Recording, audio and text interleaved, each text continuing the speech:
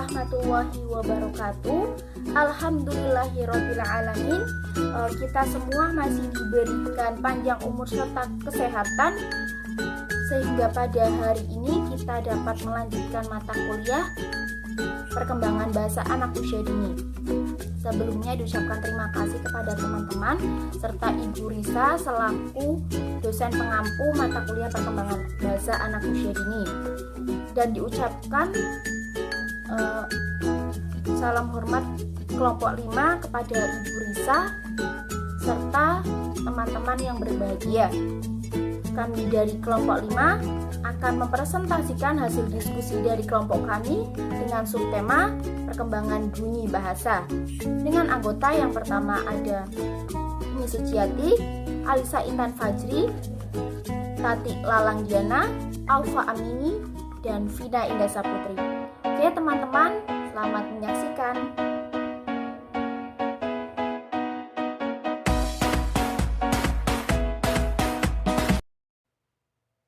Assalamualaikum warahmatullahi wabarakatuh. Perkenalkan, nama saya Umi Suciati, NIM 2419003. Definisi fonologi. Fonologi adalah bidang dalam linguistik yang menyelidiki bunyi-bunyi bahasa menurut fungsinya.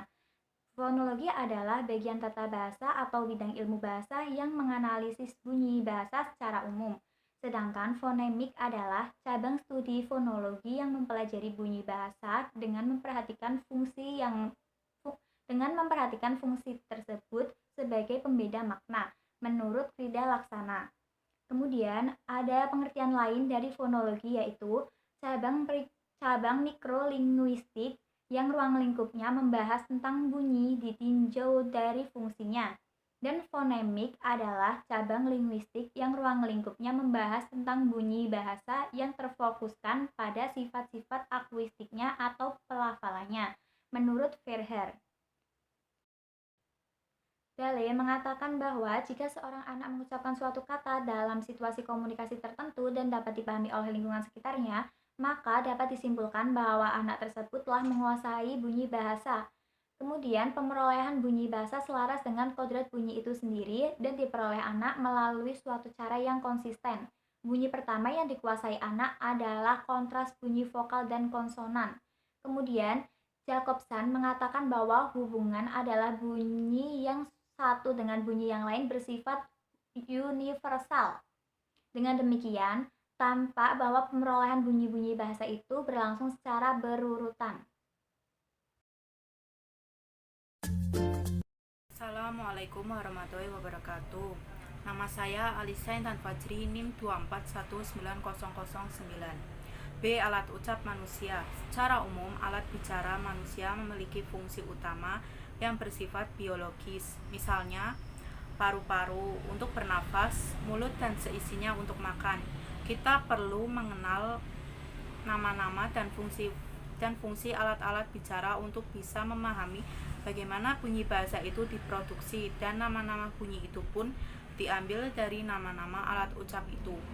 Berikut alat ucap manusia yang mempunyai fungsi sebagai penghasil bunyi bahasa, antara lain: 1. Paru-paru. Fungsi pokok paru-paru adalah untuk pernafasan. Mekanisme pernafasan dengan paru-paru dengan cara mengembang dan mengempiskan ruang paru-paru. Gerakan mengembangkan dan mengempiskan ini dikerjakan oleh otot-otot paru-paru, otot perut, dan rongga dada secara terus-menerus dan teratur. Arus udara dari paru-paru inilah yang menjadi sumber syarat mutlak terjadinya bunyi bahasa. 2.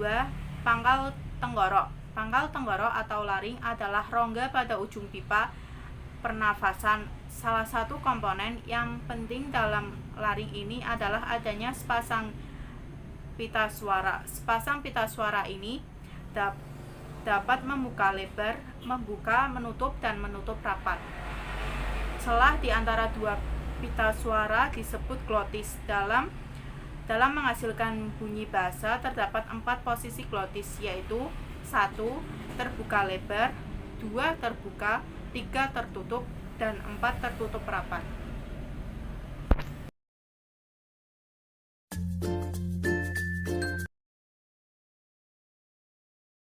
Rongga kerongkongan atau pharynx.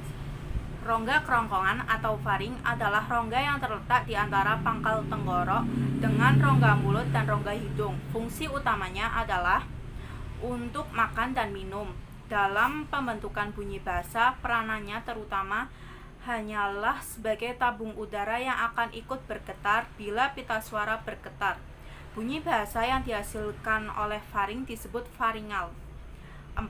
Langit-langit lunak atau velum. Langit-langit lunak atau velum beserta bagian ujungnya yang disebut anak tekak atau uvula dapat turun naik sedemikian rupa. Pada saat langit-langit lunak beserta anak tekaknya naik menutup rongga hidung, arus udara melalui rongga mulut dan dihasilkan bunyi bahasa non-nasal. Sebaliknya, pada saat langit-langit lunak beserta anak tekak turun, udara dapat keluar masuk melalui rongga hidung sehingga dihasilkan bunyi bahasa nasal. 5. Langit-langit keras atau palatum. Langit-langit keras merupakan susunan bertulang. Dalam pembentukan bunyi bahasa, langit-langit keras ini sebagai artikulator pasif, sedangkan artikulator aktifnya adalah ujung lidah atau tengah lidah. Bunyi bahasa yang dihasilkan disebut palatal. 6. Gusi dalam atau alveolum. Gusi dalam ceruk gigi terletak di gigi dalam. Dalam pembentukan bunyi bahasa, alveolum sebagai artikulator pasif, sedangkan artikulator aktifnya adalah ujung lidah. Bunyi bahasa yang dihasilkan disebut. Perkenalkan, nama saya Tati Lalangdiana, NIM 2419037. Di sini saya akan menjelaskan tentang penggolongan bunyi bahasa.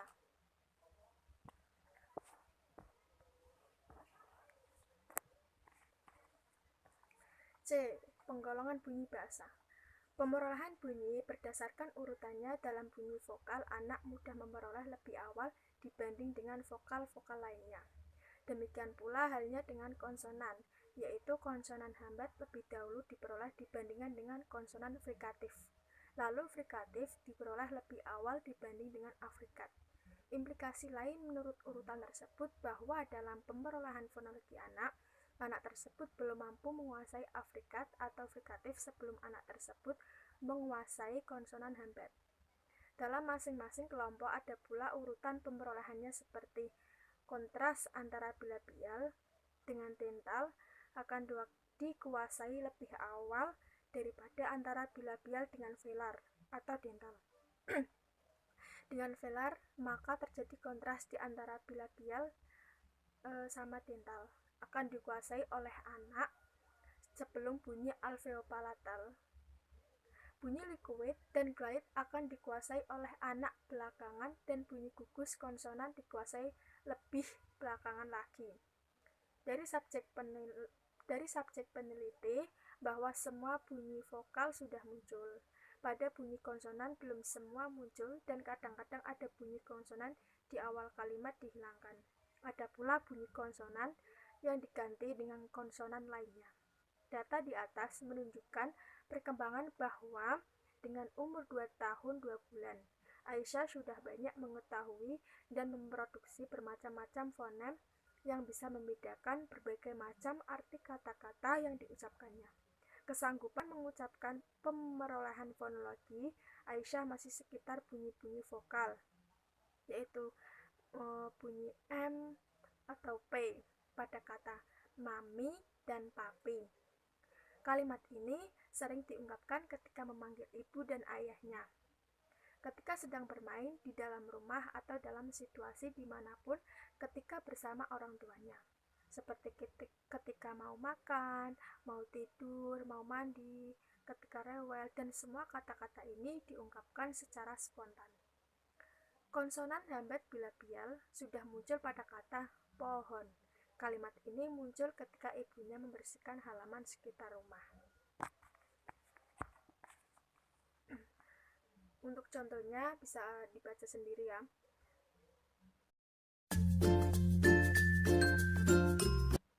Bunyi hambat bilabial dapat diujarkan dengan jelas, misalnya kata buang.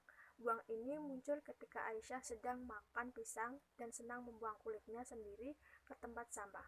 Bunyi hambat alveolar yaitu sudah muncul baik pada awal, tengah, dan akhir kata seperti kata hati-hati, yaitu yang sebenarnya hati-hati.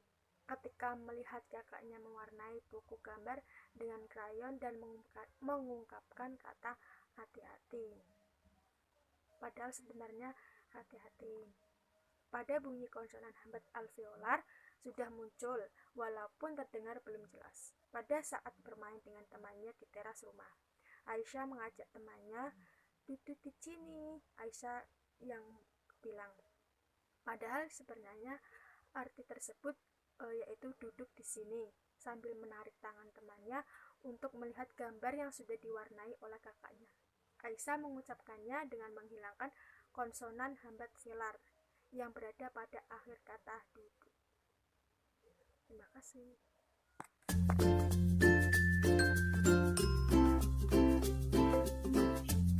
Perkenalkan, nama saya Ofamini, NIM 241964. Di sini saya akan menjelaskan tentang aspek perkembangan bunyi bahasa bayi dan balita. Aspek-aspek perkembangan bahasa anak usia dini. Aspek-aspek yang berhubungan dengan perkembangan bahasa pada anak dibagi menjadi 3 aspek perkembangan menurut Jamaris, yaitu 1. Kosakata. Kosakata anak berkembang dengan cepat seiring dengan perkembangan dan pengalaman anak ketika berinteraksi dengan lingkungannya. 2. Sintaksis. Aturan-aturan sintaksis memungkinkan seseorang untuk menempatkan kata-kata yang juga menjadi berbagai kalimat dengan tata bahasa yang tepat. Meskipun seorang anak belum belajar mengenai tata bahasa, dengan melalui pengalamannya dalam mendengar dan melihat contoh-contoh berbahasa di lingkungannya, maka anak dapat menggunakan bahasa lisan dan dengan susunan kalimat yang baik. 3. Semantik. Pengetahuan anak mengenai makna-makna kata disebut semantik, yang sifatnya tidak mutlak. Terkadang pemahaman anak sifatnya masih samar dan belum akurat. Selain itu, semantik juga dapat dijelaskan sebagai penggunaan kata sesuai dengan tujuannya.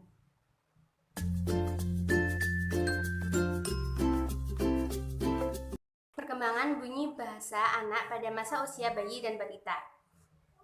Awalnya, ketika baru lahir, anak hanya mampu berkomunikasi lewat tangisannya. Entah itu berarti minta makan, minta minum, mengompol, marah, atau yang lainnya.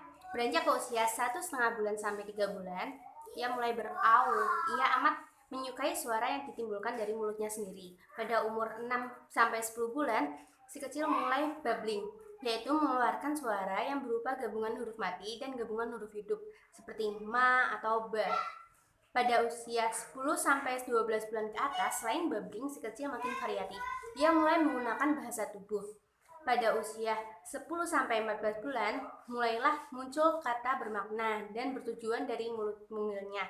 Dengan kata lain, ocehan si kecil memiliki arti jika selagi mengeluarkan bunyi ia menunjukkan ke suatu objek. Beranjak ke usia 13 bulan, anak mulai bisa berkomunikasi dengan bahasa tubuh yang sifatnya representasi atau menggunakan simbol-simbol.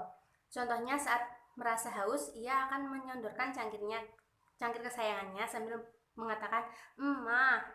Walaupun kata-katanya tidak jelas, namun ada maksudnya, yaitu tolong cangkirnya diisi, aku haus nih.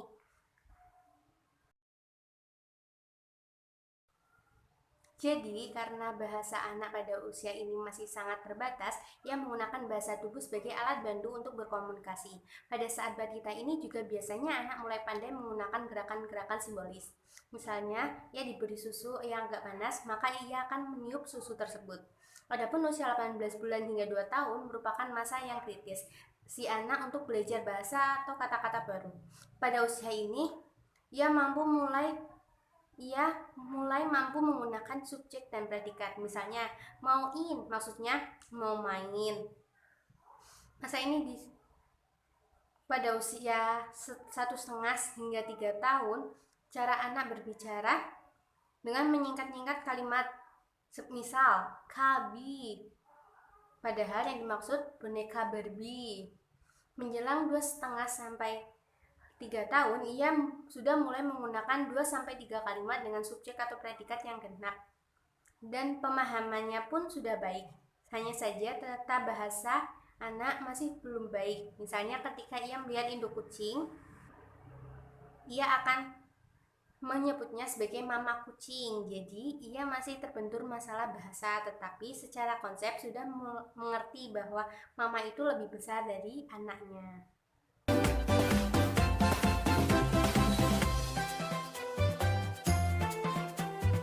Oke, untuk kesimpulan dari presentasi kelompok 5 yaitu fonologi adalah bidang dalam linguistik yang menyelidiki bunyi-bunyi bahasa menurut fungsinya. Adapun macam alat ucap manusia penghasil bumi diantaranya adalah paru-paru, pangkal tenggorokan, rongga kerongkongan, langit-langit lunak, langit-langit keras, gusi dalam, gigi, bibir, dan lidah. Aspek-aspek perkembangan bahasa anak usia dini yaitu kosakata, sintaksis atau tata bahasa, dan semati. Mungkin cukup itu yang dapat saya sampaikan. Kami kelompok 5 pamit undur diri. Wassalamualaikum warahmatullahi wabarakatuh.